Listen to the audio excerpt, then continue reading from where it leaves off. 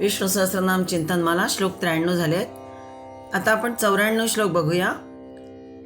तेजो वृषो द्युतिधर सर्वशस्त्रभृतां वरः प्रग्रहो निग्रहो व्यग्रो नैकशृंगो गदाग्रजः. क्रमाप्रमाणे 757 नाम आणि या श्लोकातलं पहिलं नाम तेजो वृषः. ओम तेजो वृषाय नमः. तेजसामंबसां सर्वदा आदित्यरूपेण वर्षणात तेजो वृषः. आदित्यरूपानी आणि सूर्यरूपानी तेजसा, सूर्यरूपानी तेजाची, अंबसाम, अंबसाम म्हणजे जलाची वृष्टी करणारा. वर्षणात जो शब्द वापरला आचार्यांनी त्या अर्थाने सूर्यरूपाने तेजाच्या जलाची वृष्टी करणारा तो तेजोवृषः असं म्हटलं आहे. गायीच्या कळपात जो गोपती वळू असतो ना, त्याला वृष म्हणतात. जो एक सांड ज्याला म्हणतो आपण वळू म्हणतो गायीच्या कळपात, त्याला वृष म्हणतात. सूर्यही तसाच गोपती आहे. किरणे ही विश्वात चरणाऱ्या गायी असून त्या किरणरूप गायींच्या ठाई तो आपला तेजोगर्भ आहित करीत असतो. हे असे गर्भाधान तो करतो, त्याचे पालन नियमनही तो करतो, म्हणून तो पती म्हणावयाचा. तो भूमीच्या ठाई तेजोवृष्टी करून जीवसृष्टी करीत असतो आणि म्हणून तो वृष म्हणावयाचा. गीतेत म्हटलंच आहे, तपाम्यहमं वर्षं निगृह्णामित सृजामि च. भगवंतांनी वर्णन केलेलं आहे गीतेमध्ये की पृथ्वीवर जे काही अशुद्ध घाणयुक्त वस्तू आहे, ज्यापासून रोग उत्पन्न होतात, त्यांचे शोषण करून प्राणांना निरोगी करण्यासाठी, जे प्राणी आहेत त्यांना निरोगी करण्यासाठी, अर्थात औषधी कंदमुळामध्ये जो विषारी भाग असतो त्याचे शोषण करून, पृथ्वीचा जो पाण्याचा भाग आहे ज्यामुळे अपवित्रता होत असते, ती नष्ट करण्यासाठीच मीच सूर्यरूपाने तापतो. तपामी अहम. आणि मग सूर्यरूपाने तापल्यानंतर निगृह्णामि सृजामि च.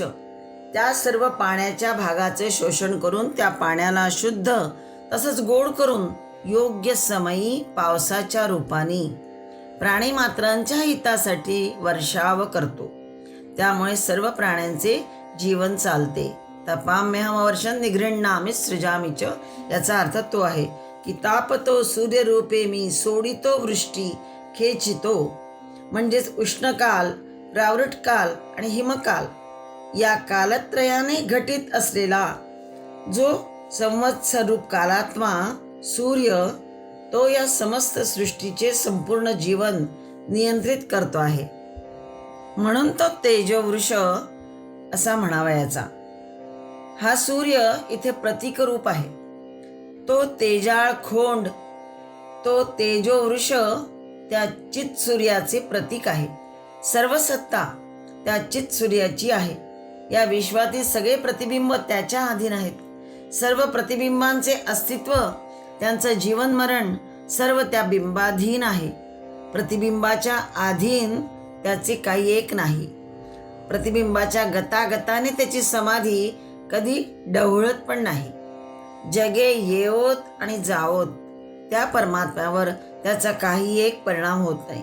आणि आपणही त्या परमात्म्याचेच प्रतिबिंब आहोत, त्याचेच किरण आहोत हे जे ओळखतात, त्यांच्यावरही सृष्टीच्या सर्व प्रलयाचा काहीही परिणाम होत नाही. म्हणजेच ते स्थिर राहतात. त्याला स्थितप्रज्ञ म्हणता येईल असे राहतात. त्यांची आत्मस्थिती अभंग राहते. तत्सवितुर्वरेण्यं भर्गो देवस्य धीमहि. आम्हालाही त्या परमात्म तेजाने ध्यान करावायचं आहे. परमात्म तेजाचे ध्यान करावायचं आहे, ज्याला तेजोवृष असं म्हटलं आहे. आणि तो आमच्या बुद्धीला योग्य ते मार्गदर्शन करो, हा या नामाचा अर्थ आहे. श्लोक 94. 758 नाम द्युतिधरः. ओम द्युतिधराय नमः.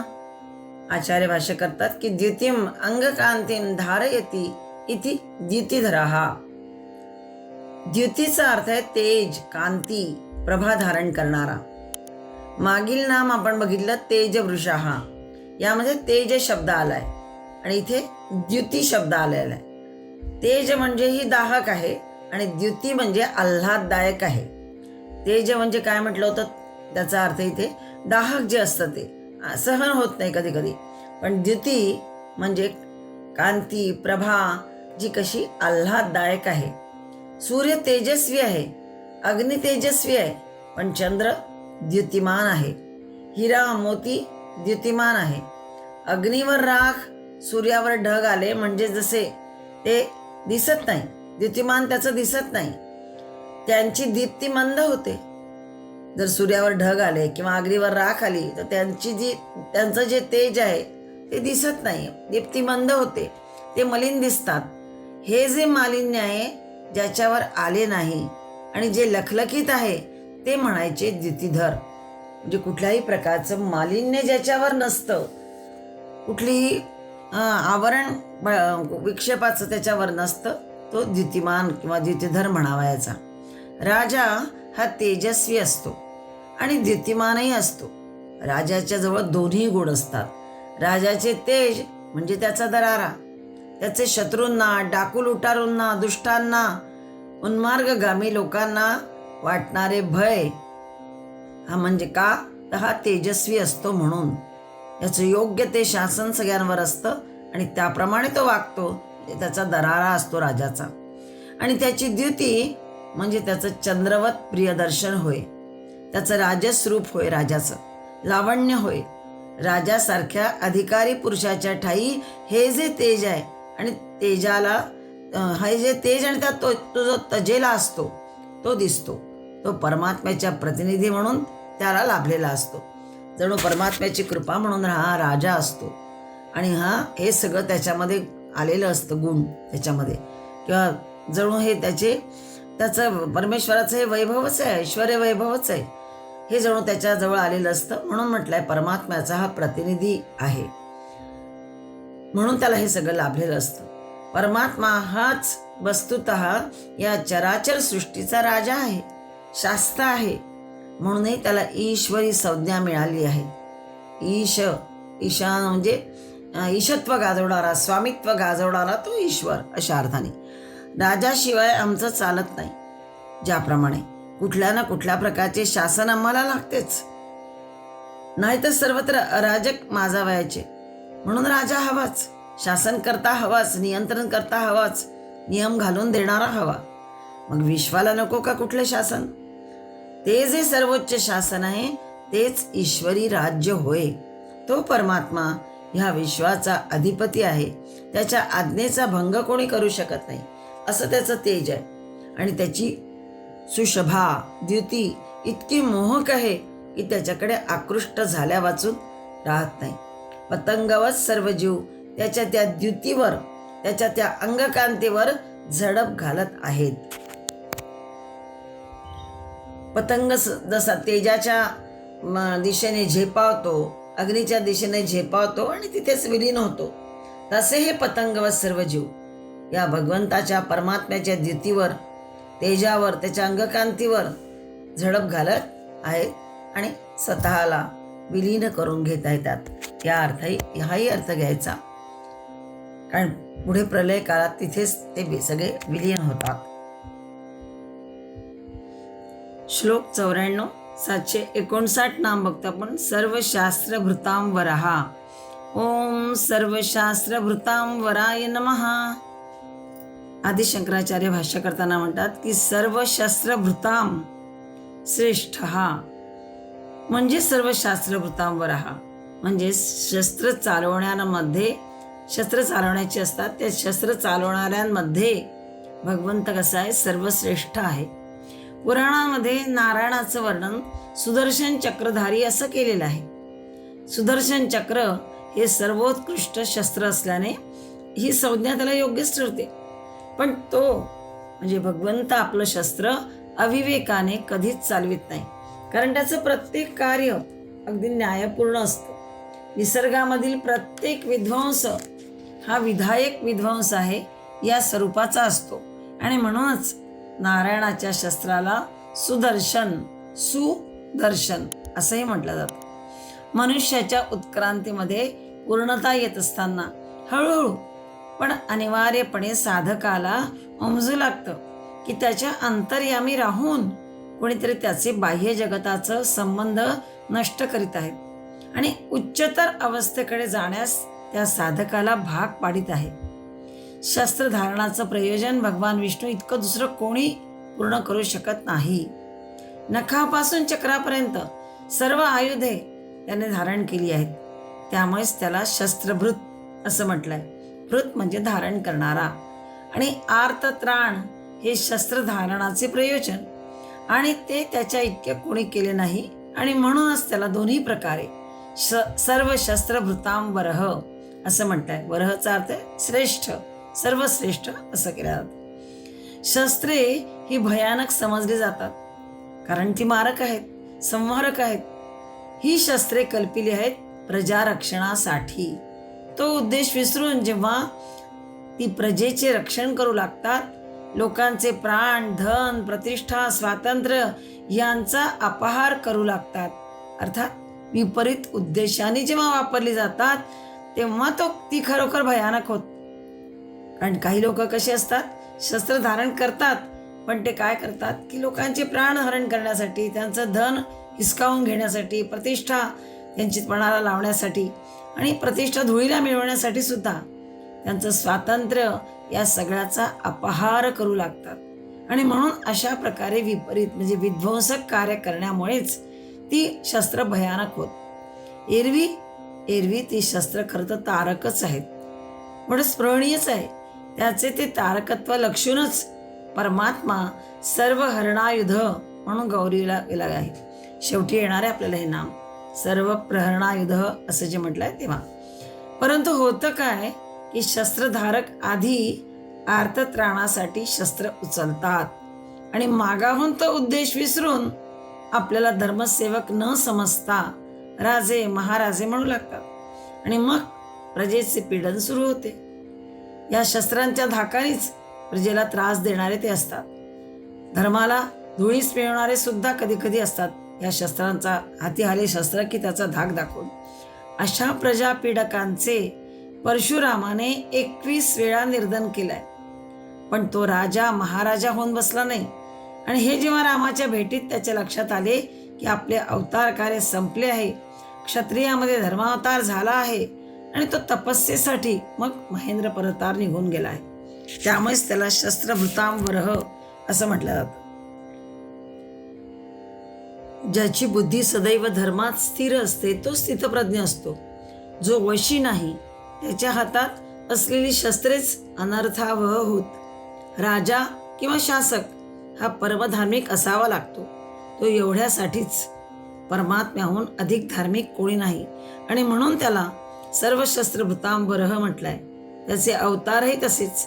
त्यात राम राजमणी गीतेमध्ये भगवंत आपल्या विभूती सांगताना म्हणतात की रामशस्त्रभृतांवरह. राम कसा होता, सर्व शस्त्रधारणांमध्ये सर्वश्रेष्ठ असा राम म्हणजे मीच आहे असं भगवंताने गीतेत सांगूनच ठेवलेलं आहे. शस्त्रधारणांमध्ये श्रीराम माझीच विभूती समज असं हे भगवान विष्णूचं आणखी एक नाम सर्व शस्त्रभृतांवरह. सर्व शस्त्र धारण करणाऱ्यांमध्ये सुद्धा जो श्रेष्ठ आहे तो. श्लोक 94. 760 नाम बघतो आपण. प्रग्रहः. ओम प्रग्रहाय नमः. भक्तैरुपहृतं पत्रपुष्पादिकं प्रगृह्णातीति प्रग्रहः. धावतो विषयारण्ये दुर्दान्तेन्द्रियवाजिनः तत्प्रसादेन रश्मिनैव बध्नातीति वा प्रग्रहवत् प्रग्रहः. रश्मौ च इति पाणिनी वचनात प्रग्रह शब्दस्य साधुत्वम. म्हणजेच भक्तांद्वारा भक्तैः उपहृतम, भक्तांद्वारा समर्पित केलेले पत्र पुष्पादी जे ग्रहण करतो तो भगवान विष्णू होय. शिवाय धावतो विषयारण्ये दुर्दांतेंद्रिय वाजिना म्हणजेच विषयरूपी मनामध्ये धावत इंद्रियरूपी दुर्दम्य अशा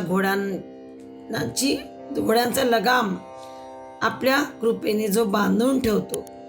म्हणजे प्रग्रहचा अर्थ दोरी हाही घेतलेला आहे या ठिकाणी.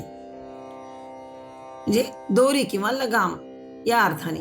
ज्याप्रमाणे अवखळ घोड्याला आवरून योग्य मार्गावर ठेवावे, त्याप्रमाणे जो इंद्रिय आणि मन यांना आवरून योग्य मार्गावर ठेवण्यास सहाय्य करतो. म्हणजे चांगल्या प्रकारे पकडण्याची क्रिया याचा अर्थ म्हणून प्रग्रह हा याचा अर्थ आहे. चांगल्या प्रकारे पकडण्याची जी क्रिया आहे त्याला प्रग्रह म्हणतात. धारण करण्याचा भाव असाही अर्थ सांगितला जातो.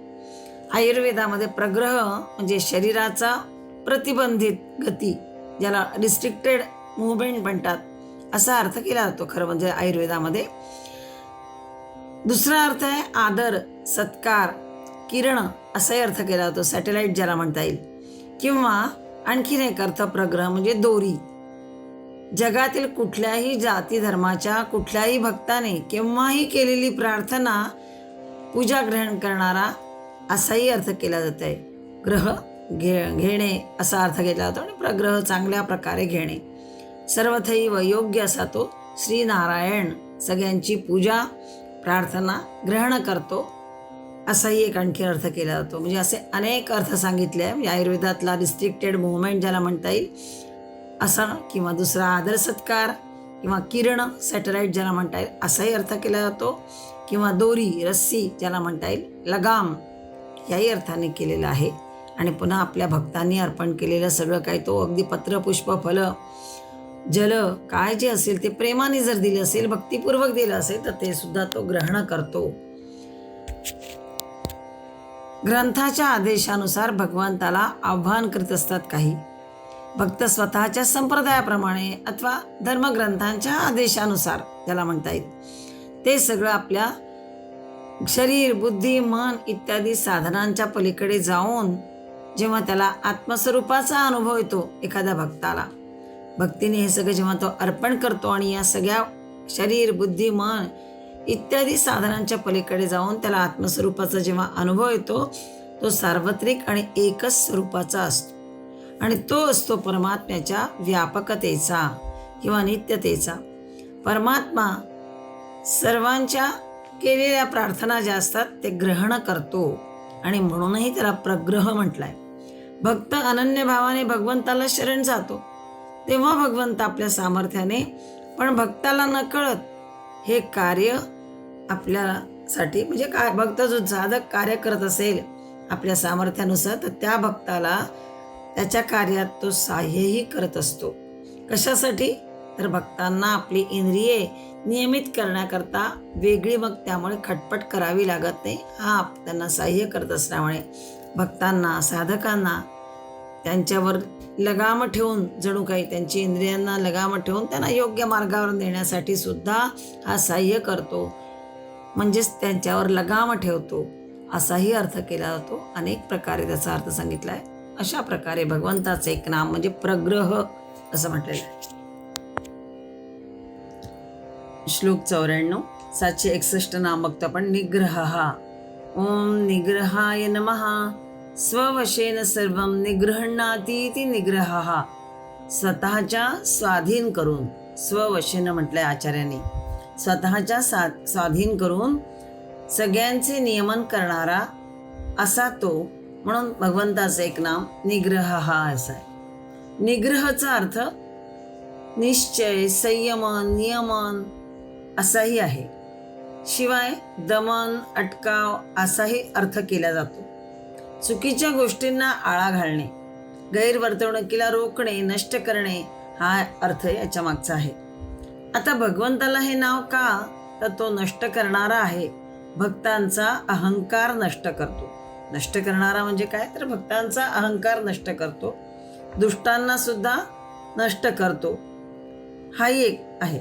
भक्तांचं मन लौकिकामध्ये पूर्ण आसक्त होत असेल तर त्याला स्वतःच्या सौंदर्याकडे, स्वतःच्या सामर्थ्याकडे वळेल अशी परिस्थिती निर्माण करतो. त्या भक्ताला शुद्ध चैतन्यामध्ये पूर्णपणे विलीन करून घेतो. म्हणजेच निग्रह शब्दाची व्युत्पत्ती कशी आहे? निग्रह म्हणजे निशेष ग्रहणम.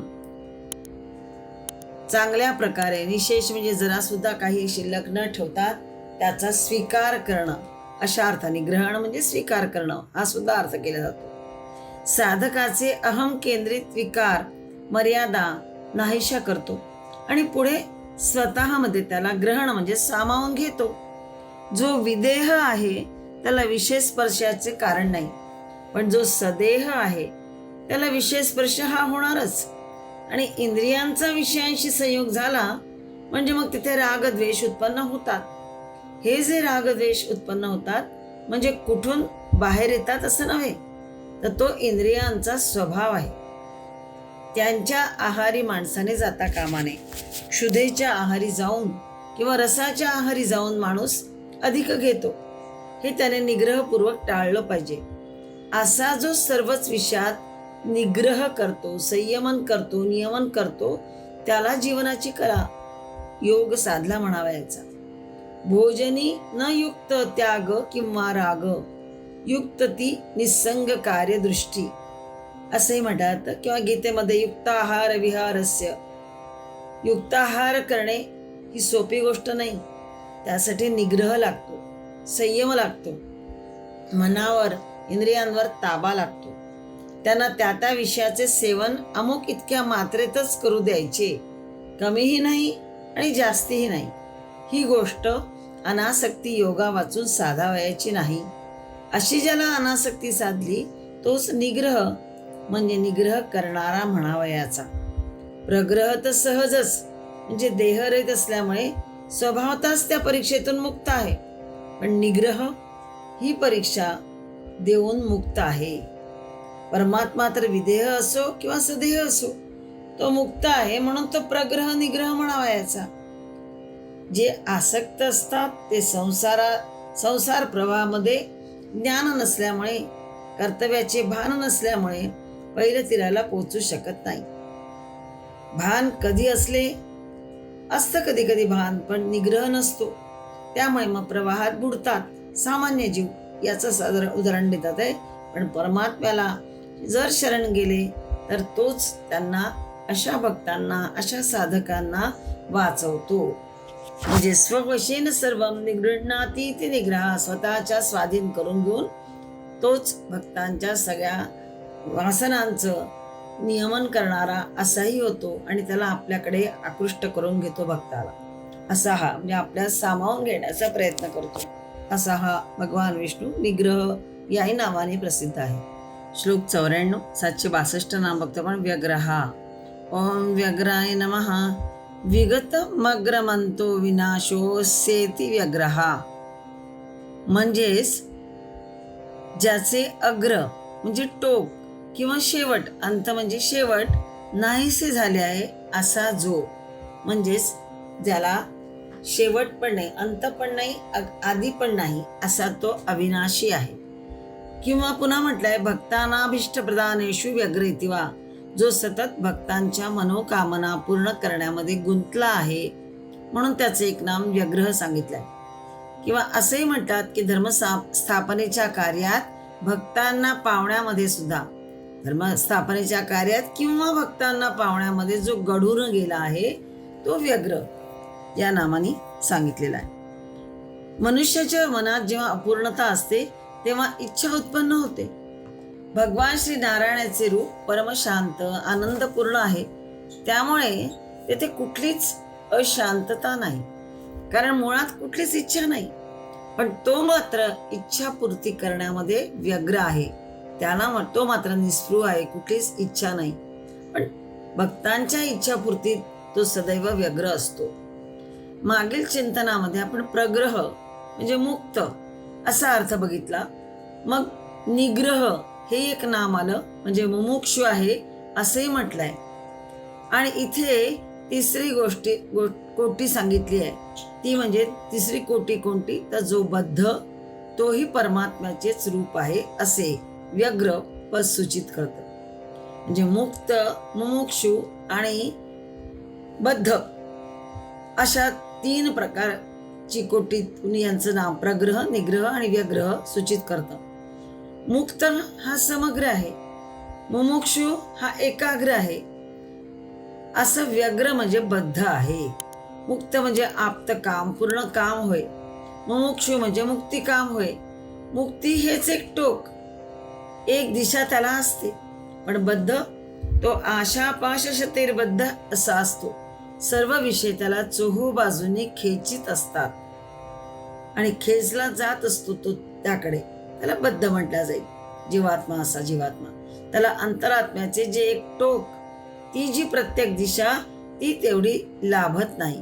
बाकी सर्व दिशा त्याला मोकळ्या आहेत. तिकडे तो सारखा गुंतला आहे, व्यग्र आहे. एकीकडे क्षणभर तो गुंतो, तो दुसरीकडे खेचला जातो. तिथेही जातो न जातो तोच तिसरीकडे खेचला गेलाच असं समजावं. अशा प्रकारे तो सदैव व्यग्र असतो.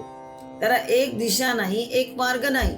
बहुशाखा हिरंताश्च बुद्ध योग व्यवसायिनाम. अनंत फाटे त्याला फुटलेले असतात आणि तो त्यांनी उद्भ्रांतासारखा धावत असतो.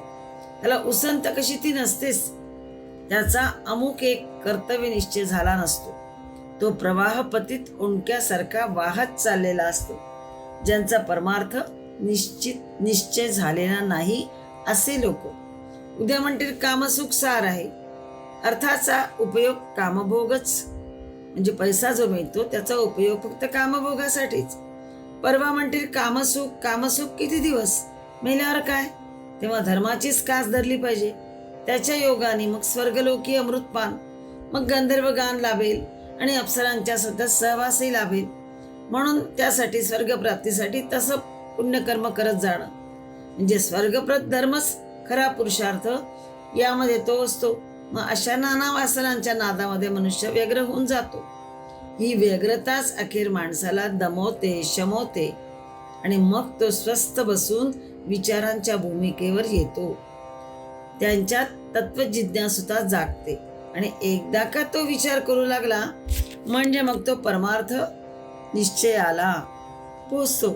आणि म्हणून व्यग्र हाही परमात्माच आहे. तो भावी आहे इतकंच. परमार्थाच्या सोपानावर जो चढला तो आगे मागे परमार्थाला पोचणारच. म्हणून परमात्म स्वरूपच होय. म्हणजेच संसारात अडकलेला बद्ध हा सुद्धा हळूहळू परमार्थाच्या मार्गावर येताच त्याला परमस्वरूपापर्यंत पोचायचे हा त्याचा निग्रह करताच. मग अशा भक्तांना आपल्याकडे ओढण्यातही जो व्यग्र आहे तो परमात्मा भगवान विष्णूच म्हणायचा. भक्ताचे फक्त एक पाऊल त्याच्याकडे वळायला लागले तर हा अशी परिस्थिती निर्माण करतो. पण आधी भक्ताने तिकडे वळायला हवे. मग भक्त हळूहळू त्याच्याकडे पूर्णतः खेचला जातो. आपल्या भक्तांना योग्य मार्गावर ठेवण्यास हा सहाय्य करणारा, यातही म्हणून त्याला व्यग्रच म्हणावायचे. कारण त्यासाठी हा व्यग्र असतो, त्यामध्ये गुंतलेला असतो भक्तांसाठी. व्यग्रचा अर्थ जसा व्याकुल, बेचैन, परेशान, चिंतित, बहुकार्यात मग्न, व्यस्त म्हटला जातो, किंवा काही गोष्टींसाठी जो उत्सुक, अत्यधिक उत्सुक असतो त्यालाही व्यग्रच म्हटलं जातं. म्हणजे भक्तांना आपल्याकडे ओढण्यात, ते काम लवकर करण्यामध्ये तो आतुर, उत्सुक, व्यग्र असतो. म्हणूनही परमात्म्याचं एक नाम व्यग्र असं सांगितलेलं आहे. म्हणजे मागचं एक नाम प्रग्रह, नंतर निग्रह आणि आता हे बद्ध, या सगळ्या अर्थाने भगवंताचंच एक नाम सांगितलंय. प्रग्रहामध्ये मुक्त, निग्रहामध्ये मुमुक्षु आणि व्यग्रमध्ये बद्ध, ही सगळी परमात्म्याचीच रूप आहेत असं म्हटलं जातं. कारण सर्वांठाई परमात्मा आहे, ईश्वर आहे आणि हाच अशा पद्धतीने पुढे पुढे सरकत असतो. मूळ परमात्मा तो तर वेगळा आहेच, पण तो याही रूपाने, जीवात्म्याच्या रूपाने जेव्हा येतो तेव्हा मग तो याही रूपाने आपली प्रगती साधत साधत पुढे पुढे जाण्याचा प्रयत्न जीवात्माही करत असतो, साधकही करत असतो. आणि हा जणू भगवंताचेच रूप आहे. आणि शेवटी त्या परमात्म्यापर्यंतच त्यांना पोचायचं असतो. त्या जीवात्म्यांना, साधकांना प्रयत्न करून भक्तीद्वारा. यासाठीही तो परमात्माच हे सगळं करण्यामध्ये व्यग्र असतो. या भक्तांच्या मनोकामना पूर्ण करण्यास सुद्धा तो गुंतलेला असतो. हेच इथे सांगायचं. भगवंत पूर्ण काम आहेच, पण जे पूर्ण काम नाही त्यांनाही परमशांती, आनंद देण्यामध्ये भगवंत व्यग्र असतो. त्याला मात्र कुठलीच इच्छा नसते. श्लोक 94. 763 नाम भक्त पण नैक शृंगाहा. ओम नैकशृंगाय नमः. चतुशृंगो नैकशृंगः म्हणजे ज्याला अनेक शिंगे आहेत असा जो तो न एकशृंगः म्हणजे त्याला एक नाही तर अनेक शिंग आहेत, हा त्याचा अर्थ नैकशृंगाचा. वेदांमध्ये अग्निरूपाने प्रगट झालेल्या महादेव रुद्राचे 4 शिंगे असलेले असं वर्णन केलेलं आहे. आधुनिक विचारांच्या विद्यार्थ्याला अनेक शिंगे असलेला देव ही कल्पनाच मोठी विलक्षण आणि हास्यास्पदही वाटेल. त्याची पूजा करणे त्याहून मूर्खपणाचं वाटेल. जे आधुनिक लोक विचारांचे आहेत त्याला 3 पाय हे वाचून तर आश्चर्याने तो थक्कच होऊन जाईल. चत्वारो शृंगाः त्रयो अस्य पादाः असं जेव्हा वर्णन येतं तेव्हा, परंतु ही सगळी साहित्यिक कल्पना त्याला धक्का देऊ शकली तर त्याची बुद्धी आणखी खोल विचारणा करू लागते की 4 शिंगे म्हणजे जाणीवेचे 4 अवस्था आहेत का? असाही विचार काही जे बुद्धिमान असतात ते करू शकतील. आता 4 शिंगे म्हणजे कोणते? तर जागृत, स्वप्न, सुषुप्ती आणि तुर्या. तुर्या अवस्था ही शुद्ध जाणीवेची अवस्था आहे. म्हणजे 3 पाय म्हणजे जाणीवेच्या स्थूल, सूक्ष्म, कारणदेह या 3 अवस्था ज्याच्यामध्ये आपण सध्या भटकत आहोत. म्हणजे आपल्याही ठिकाणी आहेतच हे सगळं. जागृत म्हणजे काय? तर इंद्रिय बाहेरचे सगळ्यांशी जोडल्या जातात आणि मग वस्तू, नाम, रूपाचा अनुभव आपण करतो, ती जागृत अवस्था. स्वप्न म्हणजे बाहेरच्या दुनियेशी संबंध नसतो. मन आतल्यात मानसिक सृष्टी जी असते ती स्वप्नाचा अनुभव करते. म्हणजे मानसिक सृष्टी ती सगळा अनुभव करते. वेगळी दुनिया त्यामध्ये असते स्वप्नावस्था म्हणजे. तिसरं म्हटलं सुषुप्ती म्हणजे गाढ निद्रावस्था.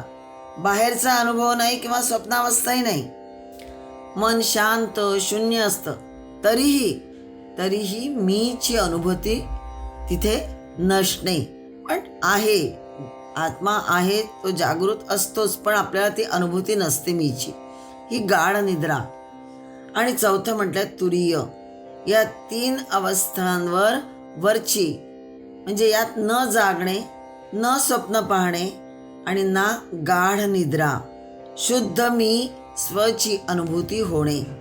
इथे मात्र तुरीय अवस्था म्हणजे शुद्ध मी जो आहे किंवा स्वची अनुभूती होणे, परमज्ञानाची स्थिती ज्याला म्हणता येईल. शुद्ध चेतनेचा अनुभव, मन आणि आत्मा एक होणे म्हणजे समाधी किंवा परम आनंदाची स्थिती ज्याला म्हणता येईल तशी. स्थूल, सूक्ष्म, कारण म्हणजे काय ते बघूया. तर भौतिक शरीर म्हणजे काय? स्थूल. मन, बुद्धी, प्राणांचा समूह म्हणजे सूक्ष्म. आणि कारण म्हणजे अज्ञानावस्थेतील बीजभूत अवस्था म्हणजे त्याला कारण शरीर असं म्हणतात. स्थूल, सूक्ष्म, कारण शरीर म्हणजे देह असंही म्हटलं जातं. ही सगळी आपली याची अवस्था आहे. हे तिन्ही देह म्हणजे आत्मा आणि जीवात्मा कर्माचे फळ भोगण्यासाठी देह धारण करतो. स्थूल जागृत अवस्थेमध्ये शरीर कार्य करते, अन्नावर जगते. सूक्ष्म शरीर न दिसणारे म्हणजे मनाचे आणि बुद्धीचे शरीर असतं, ज्याला लिंग देह म्हणतात. मन, बुद्धी, 5 ज्ञानेंद्रिय, 5 कर्मेंद्रिय मिळून बनलेले हे लिंग शरीर स्वप्नावस्थेमध्ये सक्रिय असते. मृत्यूनंतरही आत्म्यासोबत राहते, पुनर्जन्माला कारणीभूत होते. आणि तिसरं म्हटलंय कारण शरीर, सर्वात सूक्ष्म, अज्ञानावर आधारित शरीर. वासना, संस्कार, कर्मबीजे ज्यात साठवलेली असतात. नवीन जन्म घेण्याचं मूळ कारण थोडक्यात स्थूल शरीर भोगते, सूक्ष्म शरीर अनुभवते आणि कारण शरीर वासनांच्या रूपात कर्माचं बीज सांभाळते. या 3 शरीराच्या पलीकडे असणारा आत्मा नित्य आणि सत्य आहे. पण या स्थूल, सूक्ष्म, कारण देह या 3 ज्या अवस्था आहेत ज्याच्यामध्ये आपण भटकत असतो. परमात्म्याला नैकशृंग, नैकपाद म्हणण्यामध्ये तो असंख्य विशेषणांनी नटला आहे. त्याचे विशेष, त्याचे गुणप्रकर्ष किती सांगावे? जितके सांगावे तितके थोडेच. आणि म्हणून तो नैकशृंग म्हणावा याचा. प्रज्ञा, बल, अन्न आणि श्रम ही 4 शिंगे होत. श्रद्धा, संकल्प आणि क्रिया हे 3 पाद होत. सत्य आणि संयम ही 2 डोकी आहेत. शेतकी, सुतारी, लोहारी, चांभारी, विणकरी, कुंभारी, बुरुडी हे 7 त्याचे जणू काही हात होत. भूत, भविष्य, वर्तमान या 3 कालांच्या ठाई तो जणू बांधला आहे. तो सर्व सुखाची वृद्धी करीत आहे, सर्व पुरुषार्थाची सृष्टी करीत आहे. असा हा समाज पुरुष, हा महादेव या मर्त्यलोकी गर्जतो आहे, नर्दतो आहे. आपण 18 पगड जाती म्हणतो. 18 पगड म्हणजे 18 प्रकारच्या पगड्या धारण करणारे 18 जातीचे लोक, त्यावरून त्यांची ओळख. पगडी म्हणजे माणसाचे शिंगच होय, वैशिष्ट्यच आहे ते जणू काही माणसाचं. पगडी म्हणजे समाज पुरुष हा असा नैकशृंग म्हणजे अनेक शिंग असलेला म्हणजे वैशिष्ट्य असलेला आहे. बरी ही सृष्टी नुसती माणसांचीच बनलेली नाही आहे, तर या सृष्टीमध्ये असंख्य जीव आहेत आणि अजीव ही असंख्य आहेत. जीव तर असंख्य आहेत, पण अजीव जे आहेत तेही असंख्य आहेत. या सर्वांनी मिळून ही सृष्टी बनली आहे. अशा स्थितीमध्ये तिची वैशिष्ट्ये किती म्हणून सांगावी? ती का 4 किंवा 40, 400, 4 सहस्त्र सांगूनही पुरी होणारी नाही आहे ही सृष्टी. आणि म्हणूनच म्हटलंय परमात्मा हा नैकशृंग आहे. सर्वात्मा परमात्मा हा नैकपाद नैकशृंग आहे असं म्हटलं तर काही वावगं होणार नाही. जणू काही ही सृष्टी म्हणजेच त्याचे शृंग आहे, या अर्थाने शिंग आहे जणू. श्लोक 94, 764 नाम बघतो आपण. गदाग्रजः. ओम गदाग्रजाय नमः. निगदेन मंत्रेणाग्रे जायत इति निःशब्दलोपं कृत्वा गदाग्रजः. निगद म्हणजे मंत्र. गदचा अर्थ आहे गायते इति गद. गायते म्हणजे जे गायला जातात. गद म्हणजे मंत्र, आणि जे गायला जातात त्यांना मंत्र म्हणतात. इथे नीचा उपसर्ग झालाय, नी उपसर्गाचा लोप झालेला आहे, नुसतं गद राहिलाय. म्हणजे त्याचाही अर्थ असा की मंत्र म्हणून गदाग्रज या संज्ञेचा अर्थ असा होईल की मंत्राने त्याचे आवाहन केले जाते भगवंताचे, आणि जो मंत्राने प्रसन्न होतो तो परमात्मा श्री विष्णू होय. किंवा आणखीन एक अर्थ असा केला जातो की श्रीकृष्णाचा धाकटा भाऊ, त्याचं नाम आहे गद, म्हणजे वसुदेवाचा जो पुत्र एक आहे त्याचा धाकटा भाऊ, वसुदेवाचा पुत्र गद हा श्रीकृष्णाचा धाकटा भाऊ, आणि म्हणून श्रीकृष्ण त्याचा अग्रज म्हणजे मोठा भाऊ, म्हणूनही या अर्थाने सुद्धा गदाग्रज हे नाम भगवंताचं सांगितलं गेलेलं आहे. अर्थात गदाग्रज म्हणून कृष्णाची ख्याती नाही. शिवाय विष्णू सहस्रनामात प्रास्ताविकात म्हटल्याप्रमाणे ही नामे कशी आहेत? गौणानी विख्यातानी. ही नामे त्या महात्म्याच्या विशेष गुणांचे स्वरूप सांगणारी आहे अशी आहे ती. म्हणून जी मंत्रदृष्ट्या मुनींनी परिगीतानी म्हणजे गायलेली आहे. मग वर जे बघितलं आपण गद म्हणजे गायते या अर्थाने, म्हणजे मुनींनी जी गायलेली आहे त्या अर्थाने हे नाम इथे गदाग्रज असं घेतलेलं आहे. म्हणजे गुणवाचक ही सगळी परमात्म्याची नाम आहेत. इथे श्रीकृष्णाचा धाकटा भाऊ गद, आणि म्हणून श्रीकृष्ण त्याचा अग्रज गदाग्रज असं न घेता सगळी ही गुणविशेष नामं आहेत इथे या ठिकाणी. गद शब्दाचा एक अर्थ संस्कृतमध्ये आहे रोग, व्याधी, शारीरिक पीडा. पथ्य, आहार, विहार असले की रोग म्हणजे गद विकोपाला जात नाही. म्हणजेच पथ्य, आहार, विहाराचं इतकं महत्व आहे की त्या वाचून औषधोपचार सुद्धा वेगळा नाही अथवा निरर्थक आहे. कारण पथ्य जर पाळलं नाही, नुसतंच औषध घेत गेलं तर उपयोग काही नाही. म्हणून मग औषधोपचार निरर्थक म्हटलं जातं.